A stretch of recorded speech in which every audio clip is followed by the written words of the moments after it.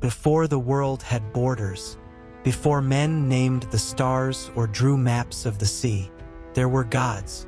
Not the kind you pray to, not the kind that answer, the kind that watch. And one of them forgot why he was watching. His name had power once. To speak it was to call storms from a clear sky. To whisper it at the edge of a battlefield was to decide who lived and who did not. But names given by the gods of Asgard can be taken by them too. Odin had not spoken in anger when he stripped it away. That was what made it worse. He had spoken quietly, calmly, the way a man speaks when a decision has already been made and cannot be unmade. You chose mercy, Odin said. Again. The god, the one who no longer had a name, said nothing. Because yes, he had, on a frozen battlefield, where a mortal girl lay bleeding in the snow with her hands still raised in surrender. He had turned away from his duty. He had let her live. The punishment was not death. Death would have been a kindness. The punishment was forgetting. He would walk the mortal world. He would breathe cold air and feel hunger and no pain. He would wear a human face and carry human weight. And he would remember nothing of what he had been, until someone said his name aloud. The problem was no one alive knew it. He woke in snow, not the clean, sacred snow of the high realms, the heavy, gray snow of a world that did not care about him. He had no boots. He had no name. He had a body that ached in ways he had never experienced before, and a mind full of fog where 1,000 years of memory should have been. A village, small, tired, built into the side of a mountain as if it were trying to disappear into it. The kind of place that survives winter by refusing to be soft. He walked into it because he had nowhere else to go. The first person who saw him was a woman carrying firewood on her back. She stopped, looked at him, barefoot, half frozen, wearing nothing but the remnants of something that might have been armor once, and said, "You look like death." He considered this. "I don't know what I look like," he said. His voice came out rough, unpracticed, like a language he hadn't spoken in centuries. "I don't remember." She stared at him for a long moment. Then she set down the firewood, walked to him, and put her cloak around his shoulders. "Then you'll stay until you do," she said. "I'm Astrid, and before you argue, you'll fall dead before you reach the next village." He did not argue. He didn't have the strength. What he had, without knowing why, was the strangest feeling he had experienced in his long and terrible existence. Gratitude. He stayed. He told her they could call him Eirik because she needed something to call him, and it was the first word that had felt like it fit.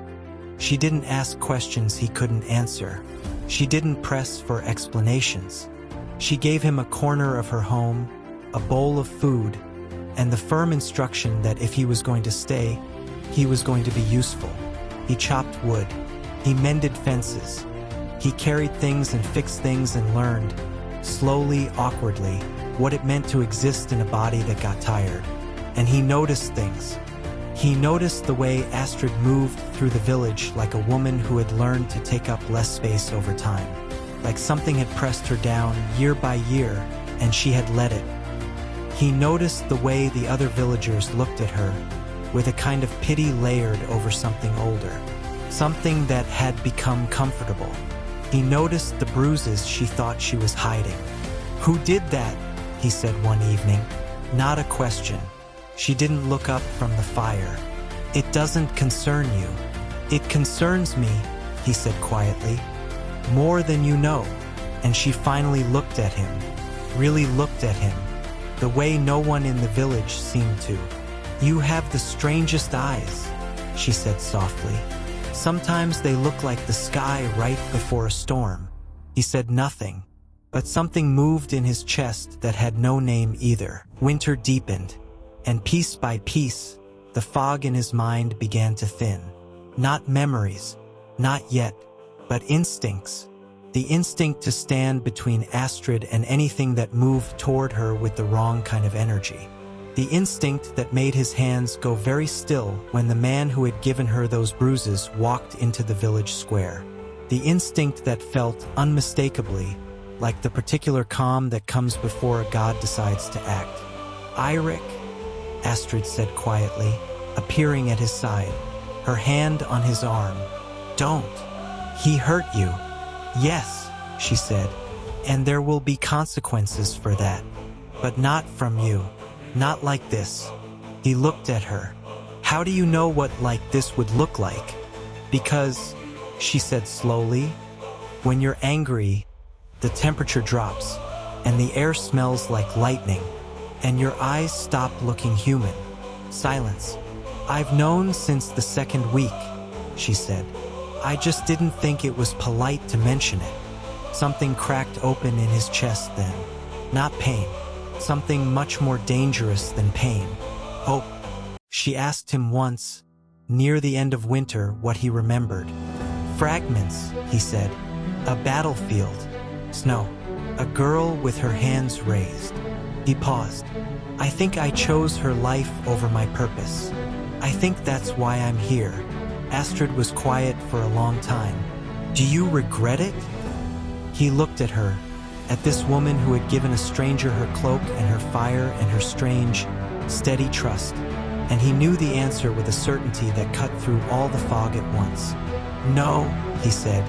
"I think it was the first true thing I ever did." She reached across the space between them and took his hand. And in that moment, in the warmth of a human home, in the middle of a winter he had once commanded, something in the fog cleared. Not all of it, just enough for a single word to rise through it. His name. He didn't say it aloud. He didn't need to, because the God who had forgotten his name had just found something that mattered more. And this time, he was not going to let it go. Some gods fall from the sky in fire and fury. Some fall quietly, into snow, into kindness, into the hands of a woman who asks nothing but the truth.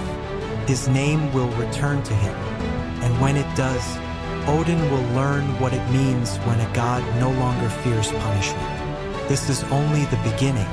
If you want to know what happens next, subscribe to WhisperTales Dark. A new story drops every week, and none of them end the way you expect.